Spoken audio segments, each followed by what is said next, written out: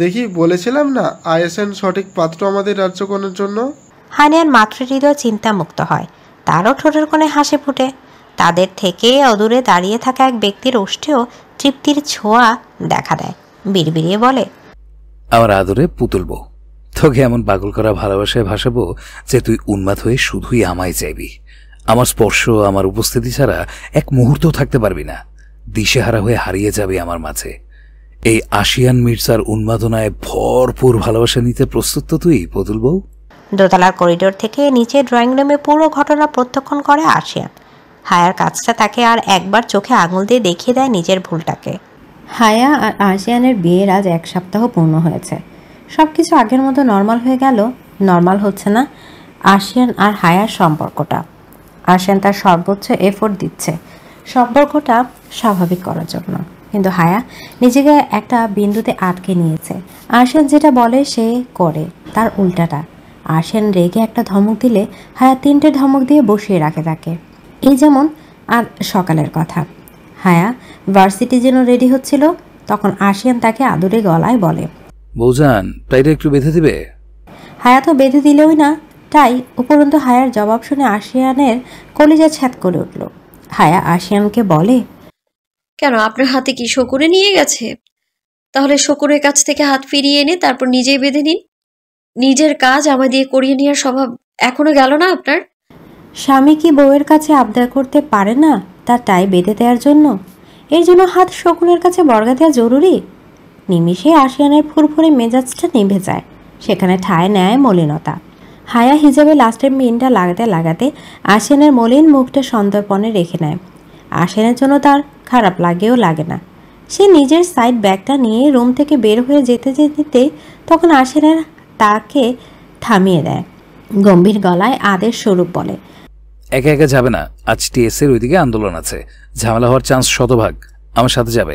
তোমার ক্লাস শেষ হয়ে গেলে আমার গাড়িতে করে ড্রাইভার তোমায় নিয়ে আসবে। নিচে গিয়ে আমার জন্য অপেক্ষা করো। হায়া বুঝি আশিনা কথা শোনার পাবলিক। সে কোনো কথা না বলে চুপচাপ রুম থেকে বের হয়ে যায়। আশিয়ান ভাবে সে হয়তো তার কথা মেনে নিয়েছে। সে নিশ্চিন্তে নিজের টাই বেঁধে ওয়ালেট আর ফোনটা প্যান্টের পকেটে ভরে নেয়। তারপর ল্যাপটপ ব্যাগটা নিয়ে রুম থেকে বের হয়ে নিচে নেমে আসে। নিচে এসে হায়াকে না দেখতে পেয়ে আশিয়ানের কপালে ভাঁজ পড়ে। কোথায় গেল মেয়েটা আবার?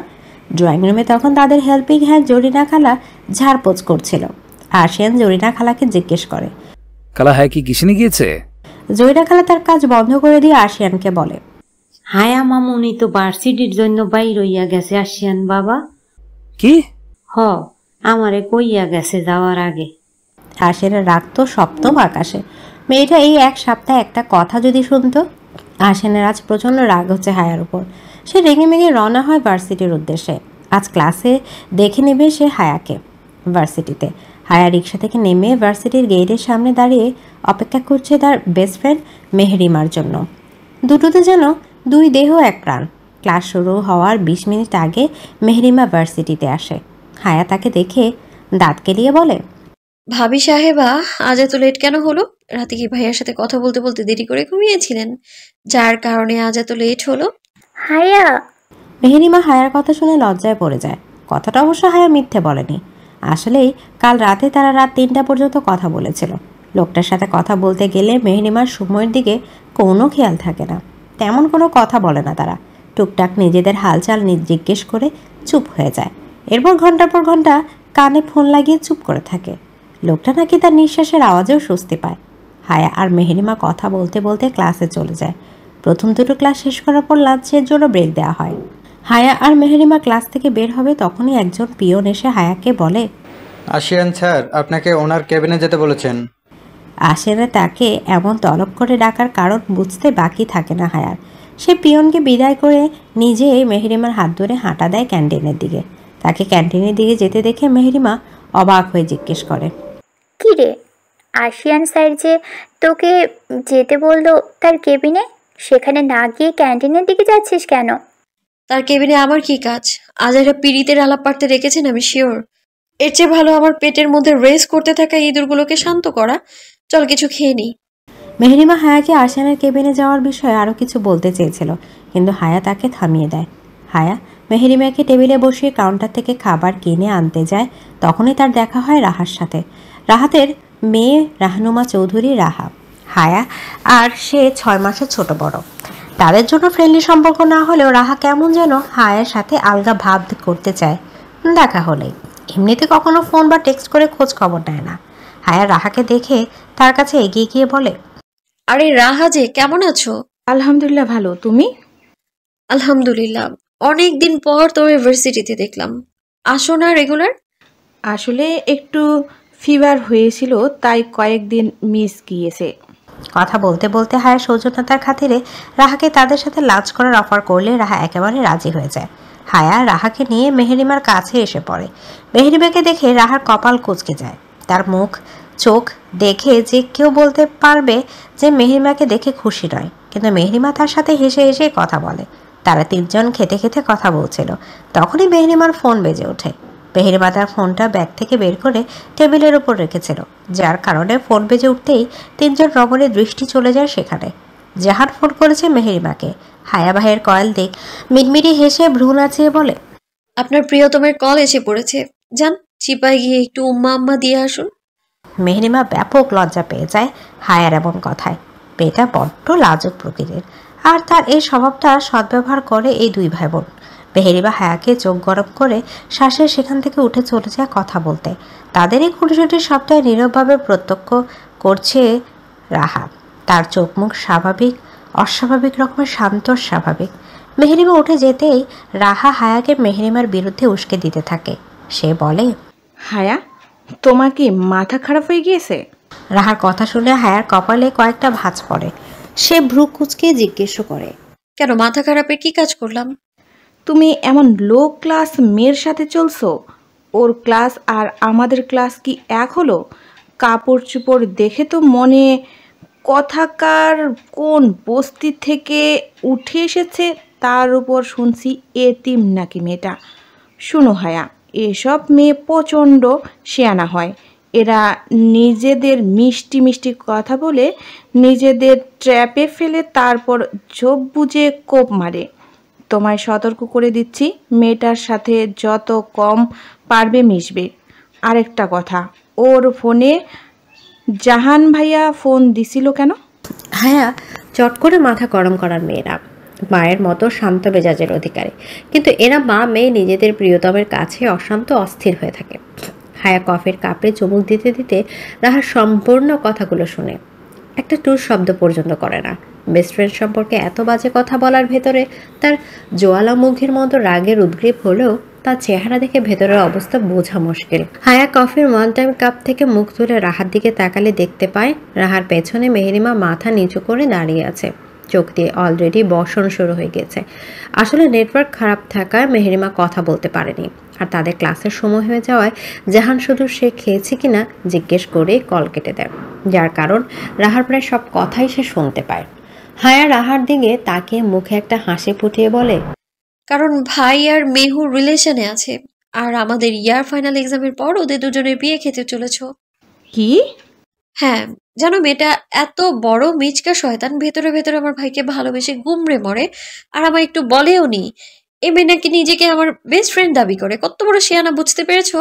কেন জানায়নি জানো? রাহা না বোধক মাথা নাড়ায়। হায়া হেয়ালি করে বলে, ওহো, তুমি জানবে কি করে? আমিই বলছি। বেয়াদবটা তোমার মতো এমন চিপ ধারণা রাখতো নিজের প্রতি, নিজেকে বামন আর ভাইকে চাঁদ মনে করতো। কথায় আছে না, বামন হয়ে চাঁদে হাত দেয়া। আমি কেমনে কেমনে যেন জানতে পেরে গেলাম, প্রচন্ড রেগে গিয়ে সিদ্ধান্ত নিলাম ওকেই আমার ভাবি বানিয়ে সিরিয়ালের জল্লাদ ননদের মতো কুটকাচালি করে ওকে ভাইয়ের কাছে মার খাওয়াবো। কিন্তু কপাল দেখো আমার, ওর বিয়ে হওয়ার আগেই আমি শ্বশুর বাড়ি চলে গেলাম। ওকে মিথ্যে কথা বলে ভাইয়ের কাছে মার খাওয়ানো আর হলোই না আমার। কিন্তু ব্যাপার না, এটারও একটা ব্যাকআপ প্ল্যান ভেবে রেখেছি আমি। শুনবে কি? কথাটা ভীষণ আফসোস নিয়ে বলে হায়া।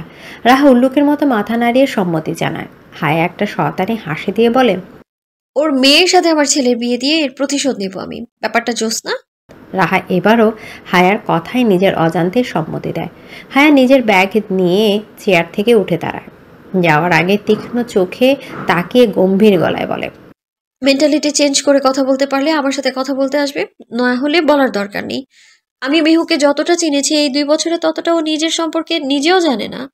তাই বলছি, আমার ভাইয়ের হবু বউ ওরফে আমার বেস্ট ফ্রেন্ড সম্পর্কে কিছু বলার আগে ভেবে চিনতে বলবে।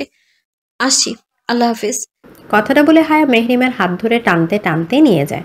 রাহা শুনতে পায় হায়া বলছে, তোর চোখের পানি বেশি হয়ে গেছে না?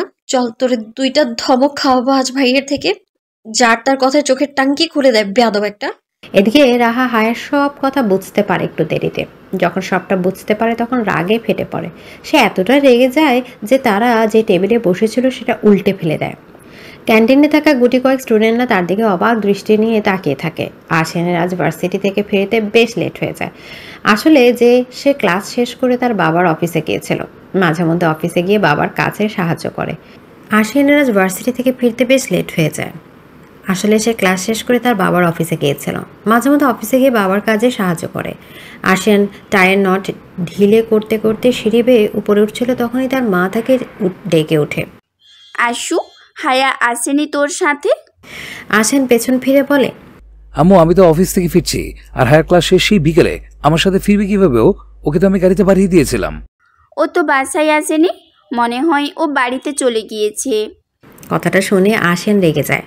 মানে কি, বাপের বাড়ি যাবে ভালো কথা, তাই বলে শ্বশুর বাড়ি কাউকে জানিয়ে পর্যন্ত যাবে না? সে তার মাকে বলে, তুমি ফোন দিয়ে মাম্মামকে বলো হ্যাঁ যেন রেডি হয়ে থাকে, আমি ফ্রেশ হয়ে এসে ওকে নিয়ে আসবো। নিয়ে কেন আসবি? থাকুক কয়েকটা দিন। না, তুমি না করতে পারলে আমায় বলো, আমি মাম্মামকে ফোন দিচ্ছি। আজব ব্যাপার স্যাপার তোদের, দুইজন সারাদিন লেগে থাকবি একে অপরের সাথে, আবার না দেখে একটা দিনও থাকতে পারবি না। যা তুই ফ্রেশ হয়ে আয়, আমি দিচ্ছি ফোন। মায়ের কথা শুনে আশিয়ান রুমে চলে যায়। হাতের ব্যাগটা ঢিল মেরে বেডে ফেলে রাখে। গজগজ করতে করতে শার্ট খুলতে থাকে। তার জামা কাপড় নিয়ে ওয়াশরুম চলে যায় শাওয়ার নিতে।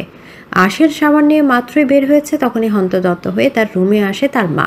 অস্থির হয়ে বলে, আশু, হায়া তো বাড়িতে যায়নি রে। কি বলছো মা? হ্যাঁ, তোর মাম্মাম তো তাই বলল আমাকে।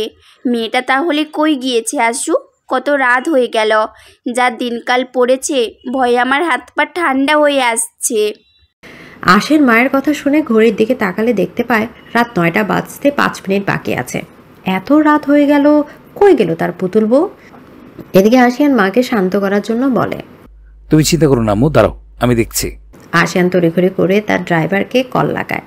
তার থেকে জানতে পারে হায়া গাড়িতে করে বাসায় আসেনি, রিক্সা করে বাসায় আসার জন্য রওনা হয়েছিল। এটা শুনে আশিয়ান আরও রেগে যায়। ড্রাইভার তাকে এ বিষয়ে কেন জানালো না তার বকাঝাকা করে। তারপর ড্রাইভারের কল কেটে হায়াকে কল লাগাবে, তখনই একটা আননোন নাম্বার থেকে তার ফোন কল আসে। আশিয়ান কলটা রিসিভ করে যা শুনতে পায় তা শুনে তার হাত পা কাঁপতে শুরু করে। আমি আসছি, আশিয়ান কাঁপা কাঁপা গলায় বলে। কথাটা বলে আশিয়ান ফোনটা কেটে তড়িঘড়ি করে টি শার্ট গায়ে দিয়ে বাহিরে যাওয়ার জন্য ছুট লাগায়। তখন স্পর্শ তার পেছন ডেকে জিজ্ঞেস করে, কি হয়েছে আসিয়ান? কে ফোন করেছিল আর কি বা বলল? আশিয়ান তার প্রশ্নের কোনো জবাব না দিয়ে ওয়ালেট আর ফোন নিয়ে ছুট লাগায়। স্পর্শ তার পিছু ডাকলেও শোনে না।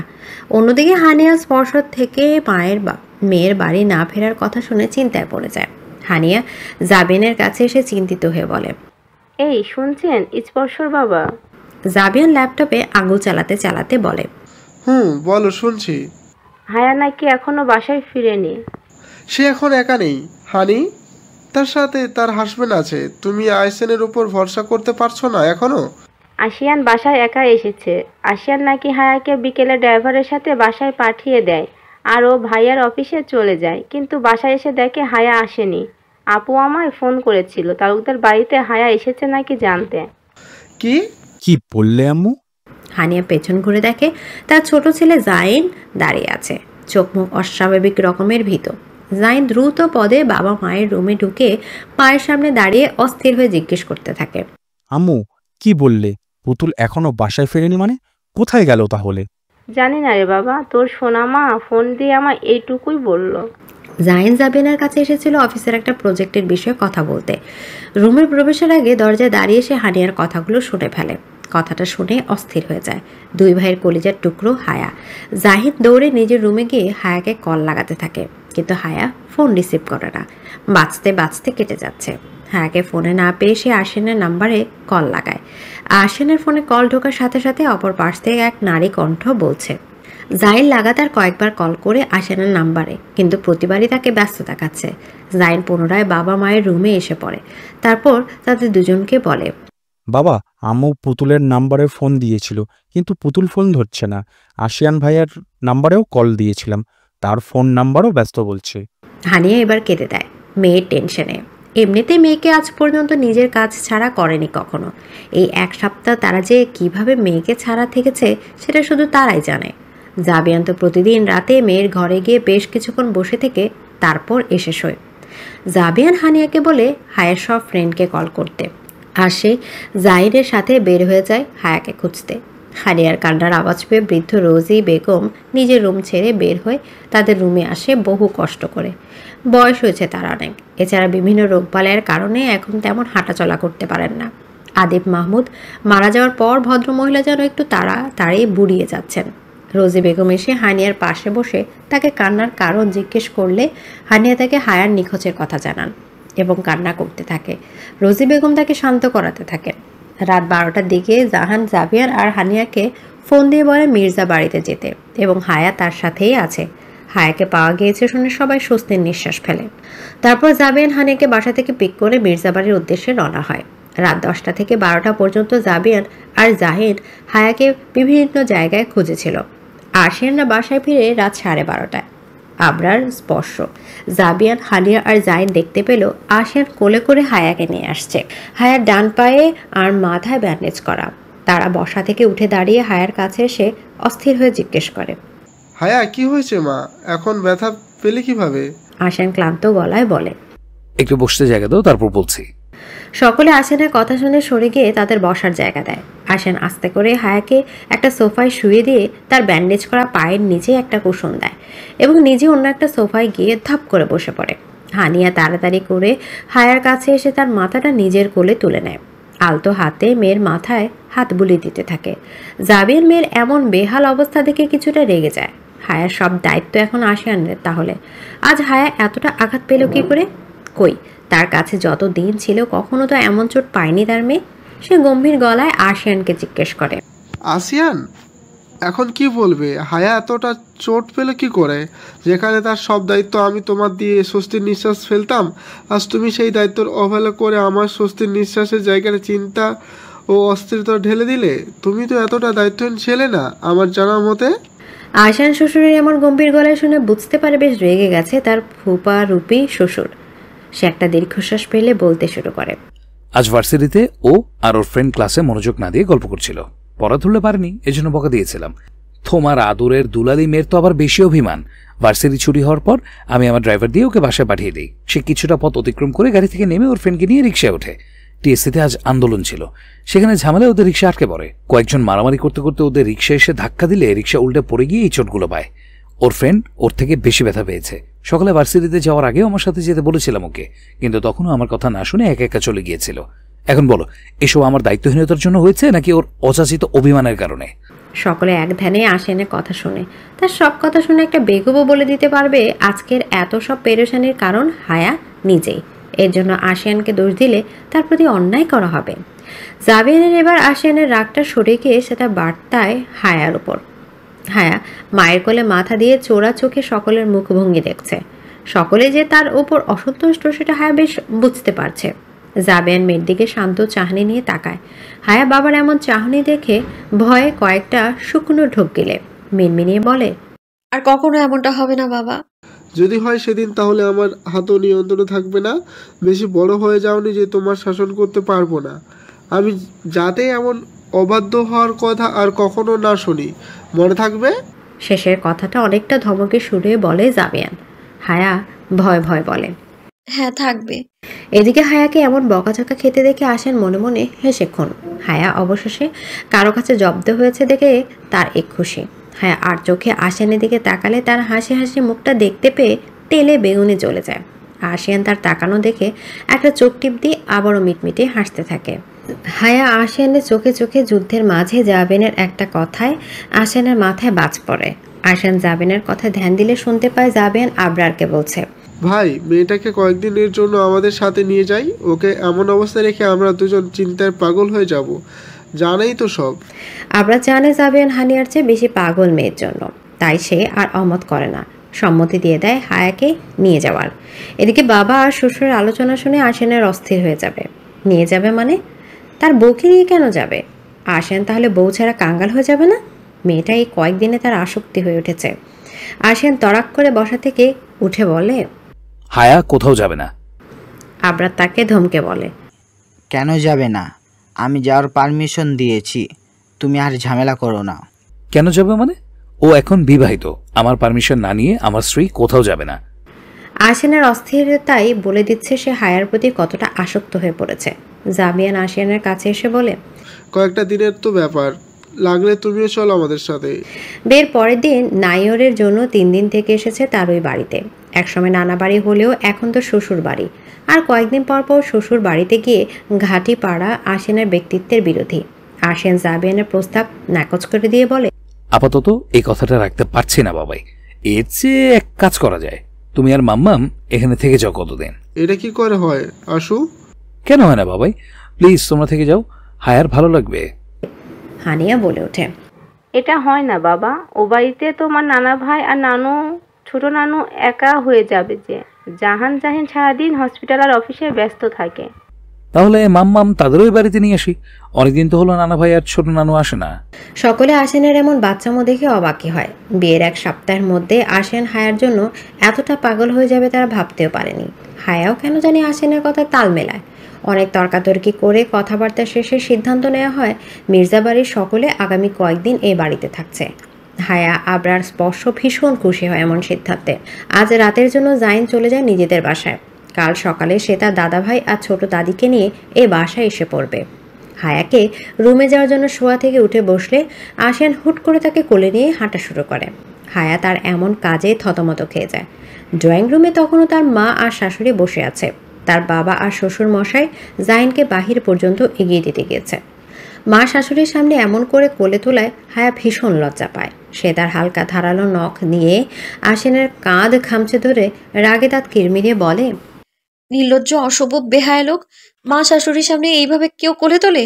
এই আপনি এত লজ্জাহীন হলেন কবে থেকে? হ্যাঁ, কি করে হলেন? বিদেশে গিয়ে কি সব লজ্জা কেজি দরে বিক্রি করে দিয়েছেন? এদিকে হায়ার নখের আঘাতে আশিয়ানের কাঁধ জ্বলে ওঠে। সে দাঁতে দাঁত চেপে সহ্য করে মুখ বন্ধ করে হেঁটে চলেছে। রুমে এসে আশিয়ান হায়াকে বেডে না রেখে সোজা চলে যায় ব্যালকনিতে। আশিয়ানের রুমের ব্যালকনিতে কোনো গ্রিল নেই, অর্ধেক রোলিং আর বাকি অর্ধেক খোলা। আশিয়ান হায়াকে কোলে করে রোলিংয়ের বাইরে নিয়ে যায়।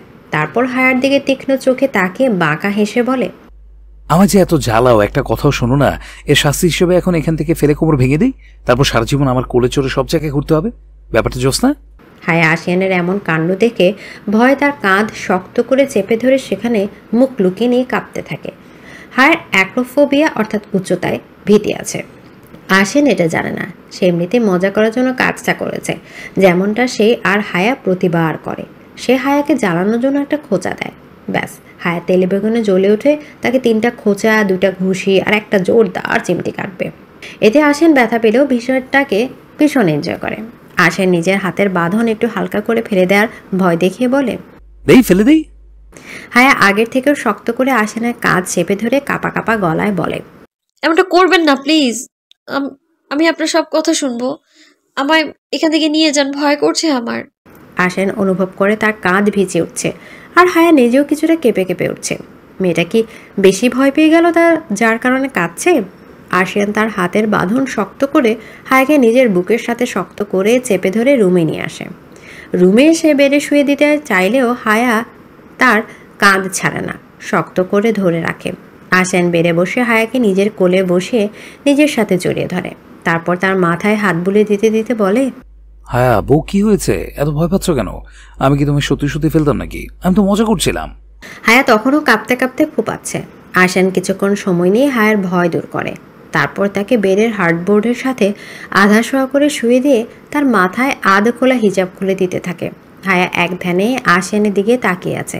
লোকটা তার সাথে একদম বাচ্চাদের মতো ঝগড়া করে, আবার হায়ার একটু কিছু হলে চিৎকার চেঁচেমেচে করে সব মাথায় তুলে ফেলে। হায়ার মনে পড়ে যার কয়েক ঘন্টা আগে হসপিটালে আশিয়ানের করা পাগলামিগুলোর কথা। আশিয়ান হসপিটালে গিয়ে হায়াকে আহত অবস্থায় দেখতে পেয়ে কেমন পাগলের মতো করছিল। ডাক্তার, নার্স সকলকে ধমকের উপর রাখছিল যাতে তার হায়াকে তাড়াতাড়ি সুস্থ করে দেয়। হায়ার ব্যথায় রাতে জ্বর আসতে পারে বলে একজন নার্স ডাক্তারের নির্দেশ মোতাবেক তাকে ব্যথা উপশম ইঞ্জেকশন দিতে আসলে তখনও তাকে এক প্রকার হুমকি দিয়ে আশিয়ান বলে, ও যাতে ব্যথা না পায় এমন ভাবে দেবেন, না হলে আপনার নামে কমপ্লেইন করব হসপিটাল অথরিটির কাছে।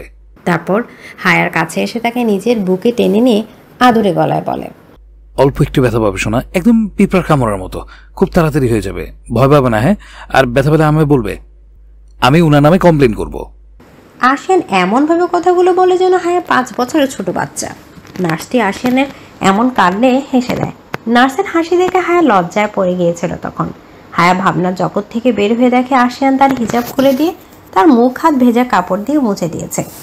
আশিয়ান কারবার থেকে হায়ার চেঞ্জ করার জন্য একটা লেডিস ফটো আর ধুতি স্যালোয়ার নেয়। তারপর হায়ার কাছে এসে বলে, একা চেঞ্জ করতে পারবে নাকি আম্মু বা মামামকে রেখে দেবো? হায়া সংক্ষিপ্ত উত্তর দেয়, একা পারবো। শিওর? আশিয়ান জামা কাপড়গুলো ওয়াশরুমে রেখে আসে। তারপর হায়াকে ওয়াশরুমে নিয়ে গিয়ে রেখে আসে। এদিকে জাহানের গাড়ি এসে থামে মেহরিমার হোস্টেলের সামনে। মেহরিমা আর চোখে একবার জাহানকে দেখে নিয়ে সিট বেল্ট খুলতে থাকে। তারপর আস্তে করে বলে, আসছি। কথাটা বলে তাড়াতাড়ি বের হয়ে আসতে চায় গাড়ি থেকে, কিন্তু বিধিবাম গাড়ির ডোর লক করা। মেহরিমা ডোর না খুলতে পেরে জাহানের দিকে ফিরে ক্ষীণ করে বলে, ডোর আনলক করে দিন, আমি বের হব।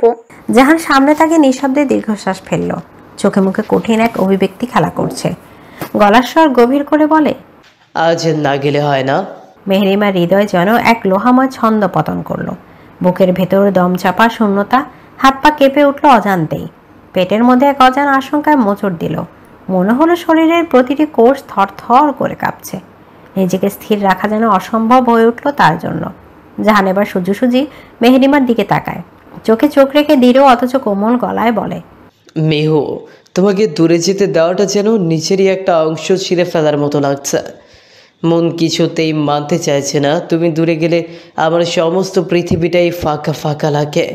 কবে তুমি পার্মানেন্টলি আমার কাছে থাকবে মেহরিমা? লাস্টের কথাটা ভীষণ আবেগীয় গলায় বলে জাহান। মেয়েটাকে সে প্রয়োজনের চেয়ে একটু বেশি ভালোবেসে ফেলেছে। তাই তো আজ তাকে এমন আহত দেখে জাহানের বুকটা বড্ড জ্বলছে। এই জ্বলন কমাতে পারবে এই আদুরে মেয়েটার একটুখানি ভালোবাসাময় স্পর্শ, কিন্তু তা যে এখন সম্ভাব্য না সেটা জাহান ভালো করেই জানে। এদিকে জাহানের এত আবেগপূর্ণ কথায় মেহরিমার চোখে পানি এসে পড়ে। আজ পর্যন্ত কেউ তাকে এত গুরুত্ব দেয়নি। জাহান তাকে সবসময় একটা স্পেশাল ফিল করায়। নিজের চোখের পানি জাহানকে দেখাতে চায় না বলে মেহরিমা সহসা নিজের মাথা নিচু করে নিল। কিছুক্ষণ সময় নিয়ে মেহরিমাকে নিজেকে স্বাভাবিক করে, তারপর ধীর স্থির কণ্ঠে বলে, রাত বাড়ছে, এখন না গেলে পরবর্তীতে আসমা ঘুমিয়ে গেলে হোস্টেলে দরজা খুলে দেওয়ার লোক পাবো না। আর যাই। জাহানের বুক ছিঁড়ে আরও একবার দীর্ঘশ্বাস বের হয়ে আসে। সে ঔষধের প্যাকেটটা মেহরিমার দিকে এগিয়ে দিয়ে বলে, ঔষধগুলো ঠিক করে নিবে সবগুলো। রাতে জ্বর আসতে পারে, তাই নর্মাল প্যারাসিটামল নিয়ে দিবে একটা। একটু থেমে তারপর বলে, বেশি খারাপ লাগলে আমায় অবশ্যই কল দিবে। এইটা ভেবে বসে থাকবে না আমি ঘুমিয়ে পড়েছি। আজ সারা রাত ঘুম ধরা দিবে না আমার চোখের পাতায়। যাও এখন। কথাটা বলে জাহান প্যাকেটটা মেহরিমার কোলের উপর রেখে অন্যদিকে ফিরে গাড়ির ডোর আনলক করে দেয়। মেহরিমা তড়িঘড়ি করে বের হতে নেবে, তখনই জাহান পুনরায় তাকে ডেকে ওঠে। মেহরিমা। মেহরিমা তার দিকে ফিরে জবাব দেয়, জি। জাহান তার মাথাটা সিটে এলিয়ে দিয়ে মেহরিমার দিকে তাকিয়ে থাকে। মেহরিমাও এক দৃষ্টিতে তার দিকে তাকিয়ে থাকে। জাহানের চোখ জোড়া মেহরিমা নিজের জন্য সীমাহীন ভালোবাসা দেখতে পায়। জাহান নিস্তব্ধতা ভেদ করে বলে, তোমার কপালে নিজের ঠোঁট ছুঁয়ে দিতে মন চাচ্ছে ভীষণ করে, কিন্তু আমি এটা করব না। আমি তোমাকে আমার প্রথম স্পর্শ হালাল করে দিতে চাই। যাও এখন। আমি ডাকলেও আর পেছনে ফিরে তাকাবে না। মেহরিমার চোখে পুনরায় পানি এসে পড়ছে। সে মাথা নিচু করে সম্মতি জানিয়ে ডোর খুলে বের হয়ে আসে। কয়েক কদম হাঁটার পর মেহরিমা শুনতে পায় জাহান বলছে, তোমার অনুপস্থিতি আমার জন্য সবচেয়ে নির্মম শাস্তি, যেখানে প্রতিটি মুহূর্ত তোমাকে ছুঁতে না পারার যন্ত্রণায় কাটছে।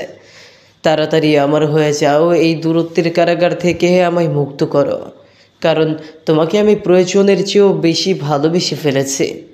মেহরিমা আর এক মুহূর্ত দেরি না করে তার হোস্টেলের বিল্ডিংটার দিকে ছুট লাগায়। সে শুনতে পারছে না জাহানের এসব কথা। আর কিছুক্ষণ থাকলে হয়তো সে নিজে জাহানের বুকে ঝাঁপিয়ে পড়ে কাঁদতে থাকবে। জাহান গাড়িতে বসে মেহরিমার যাওয়া দেখতে থাকে। মনটা তার কয়েকদিন ধরে কেমন নেগেটিভ ফিলিংস দিচ্ছে। মনে হচ্ছে হারাতে চলেছে তার প্রিয় কাউকে। ও আমার বাবু আব্বু। আমার ইনা মিনা টিনার বাপ, শুনেন না, কলটা ধরেন না। এই জাইন ভাই, আমি তো আপনাকে হার্ট করার উদ্দেশ্যে বলি নাই। আপনি আমার কথা না বুঝে রাগ করে আমার সাথে কথা বলা বন্ধ করে দিয়েছেন। আমার কষ্ট হয় না বুঝি আপনার সাথে কথা বলতে পেরে? এই জাইন ভাইয়ের বাচ্চা, বহু তেল মারছি। তুই যদি এক্ষুনি ফোন না রিসিভ করিস তাহলে কালই আমি আম্মুর ভাইয়ের ছেলের সাথে এনগেজমেন্ট করে ফেলবো। আমি লাস্টবার কল দিচ্ছি।